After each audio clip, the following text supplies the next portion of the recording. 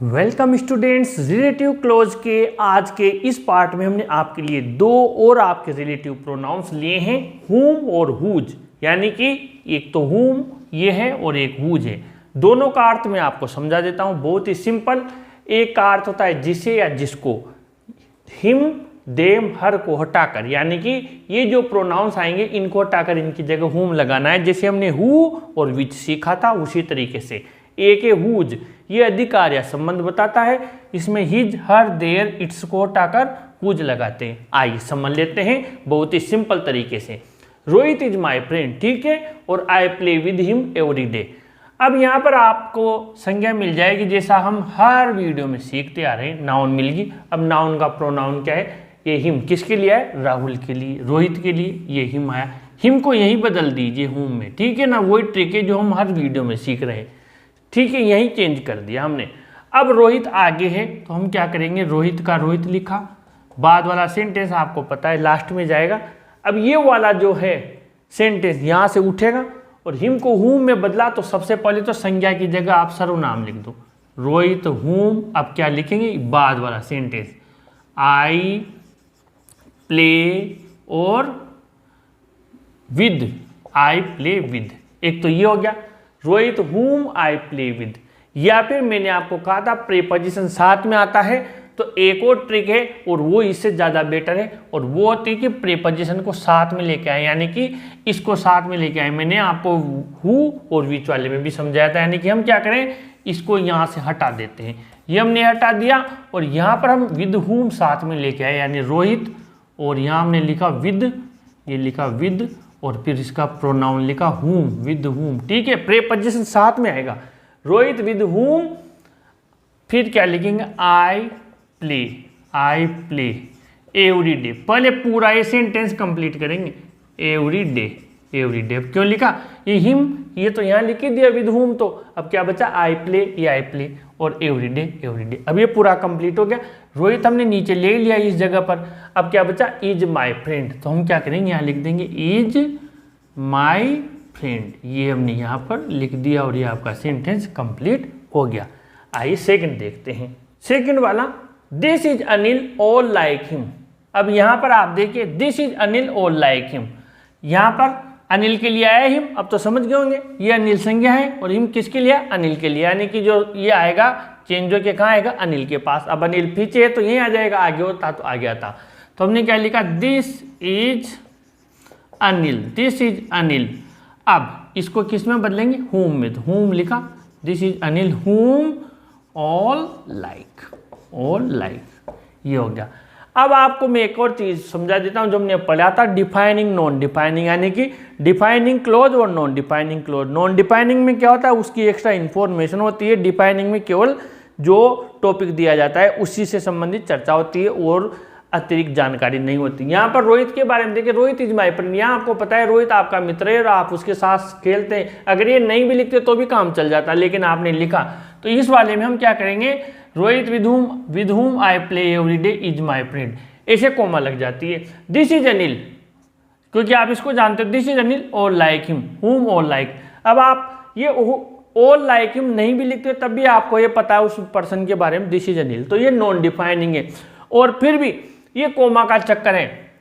आपको सेंटेंस में जब एग्जाम में आए, अगर भूल जाओ या समझ में नहीं आए डिफाइनिंग या नॉन डिफाइनिंग, कोई दिक्कत नहीं है, पर आप चेंज करना तो सीख जाइए।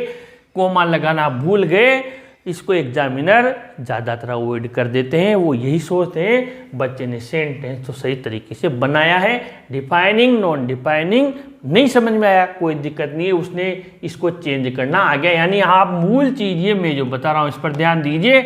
अगर कंफ्यूज है, गलत हो जाए, एक तो कहाँ पर समझ में नहीं आया, डिफाइनिंग में कोमा लगा दिया, नॉन डिफाइनिंग में नहीं लगाया, उससे बढ़िया है आप तो अगर समझ में नहीं आया तो हटाओ, और ऐसे मैं समझा रहा हूँ ऐसे इसको चेंज करना तो सीख ही जाइए। Number 3, the man is a beggar you gave him money. अब द मैन इज अ बेगर, यहाँ पर द मैन संज्ञा है, ठीक है। ये इज वाला कहाँ जाएगा? पीछे, इसको अभी से बंद कर दो। द मैन आया तो हम क्या करेंगे? यहाँ पर द मैन का द मैन लिख देंगे, यहाँ लिख देता हूँ द मैन का द मैन लिख दिया, ठीक है, ये संज्ञा आ गई। अब हिम है, इसको हुम में बदलेंगे, हिम को किस में बदलेंगे, हुम में, यहीं से बदल दिया। लिख दें संज्ञा के पास द मेन हुम। अब क्या आएगा, आगे का शब्द आएगा यू गेव, यही बचा यू गेव। पहले इस क्लोज को पूरा करेंगे, यू गेव, फिर क्या बचा, यू गेव के बाद में मनी, मनी लिख दिया, ये लिख दिया मनी। अब इधर का बचा जो is a beggar, is a बेगर, ये हमने पूरा कंप्लीट कर दिया। ऐसे हुज वाले में आगे अधिकार या संबंध बताता है, उसकी कार, उसकी माँ, उसकी बहन, उसकी गाड़ी, उसका पंखा, उसका मकान, ये से हिज हर देयर इट्स को हटाकर जिसका जिसकी इसका हिंदी में अर्थ होता है। The man is my uncle, his shirt is blue. His को हटाना है, किसके लिए आया है, किसके लिए आया है, द मैन के लिए आया हिज। मैंने कल भी समझाया था, पहले मेन आएगा बाद में वो अंकल है या नहीं है इससे फर्क नहीं पड़ता, कल भी समझाया था मैंने, फिर देख लीजिए। तो द मेन का द मेन लिखा, ये द मेन लिख दिया। अब हिज को किस में बदल दिया, यहीं बदल देते हैं, हुज में बदल दिया। पूरा सेंटेंस उठ के कहाँ आएगा, संज्ञा के पास द मेन, फिर लिखा हुज शर्ट इज ब्लू, वो व्यक्ति जिनकी शर्ट नीली है, फिर क्या लिख देंगे, इज माई अंकल। ये कंप्लीट हो गया, आगे बढ़े।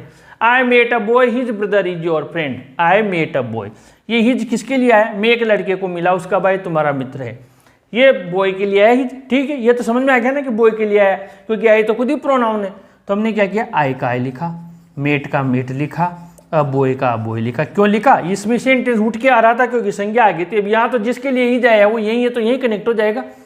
I met a boy, his को किस में बदल देंगे, हुज में, हुज में बदल दिया, हुज में बदल दिया। बाकी कुछ नहीं करना, वैसा का वैसा ही पूरा सेंटेंस लिखेंगे, whose brother is your friend. ठीक है, आगे बढ़े। सिक्स्थ वाला, I want to live happily with my books, their company gives me strength. अब यहाँ पर देखिए, ये देर किसके लिए आया, आई तो स्वयं ही प्रोनाउन है। मैं उन पुस्तकों, मेरी पुस्तकों के साथ रहना चाहता हूँ, उनका साथ मुझे सामर्थ्य देता है, ताकत देता है। ये देर किसके लिए है, प्लूरल क्या है, बुक्स बहुवचन है, और देर भी बहुवचन के लिए आता है, इनके लिए है, और तो कोई है ही नहीं। तो यहाँ पर आप देखिए संज्ञा कहाँ दी हुई है, लास्ट में दी हुई है। यहाँ पर आगे तो आ गया, यहाँ लास्ट में तो यही कनेक्ट हो गया, तो ये भी यही कनेक्ट हो जाएगा। यानी हम क्या करेंगे, सेंटेंस वैसा का वैसा लिखेंगे, आई वॉन्ट टू लिव, कुछ भी नहीं करना है, बहुत ही सिंपल है, बस ध्यान से समझने की जरूरत है। ये विद माई बुक्स लिख दिया। ठीक है, अब देर को किस में बदलेंगे, ये देखिए, हिज हर देयर इट्स को हटाकर हुज में बदलेंगे, ब्रैकेट में दिया हुआ है, ये हुज में बदल दिया, हुज में बदल दिया। अब क्या बचा, कंपनी से गिव्स मी स्ट्रेंथ तक ये बचा। ये हमने क्या किया, कंपनी गिव्स मी पूरा लिख दिया आपने, स्ट्रेंथ STRENGTH, ये पूरा लिख दिया। और इस तरीके से ये आपका पूरा सेंटेंस हो गया। कुल मिलाकर हुम और हुज, तो आज चार हो गए हमारे, हु विच हो गया, हुम और हुज हो गया। थोड़े थोड़े सीखेंगे लेकिन बहुत अच्छी तरीके से सीखेंगे, परमानेंट यानी एग्जाम तक के लिए आपके एक तरीके से सेव हो जाएगा माइंड में। कोई सा भी सेंटेंस आ जाए आपका बिल्कुल 100% सही जाएगा। कंटिन्यू चैनल के साथ बने रहिए, वीडियो को जरूर लाइक शेयर कीजिए और अपने चैनल को भी जरूर सब्सक्राइब कीजिए स्टूडेंट्स। Thank you.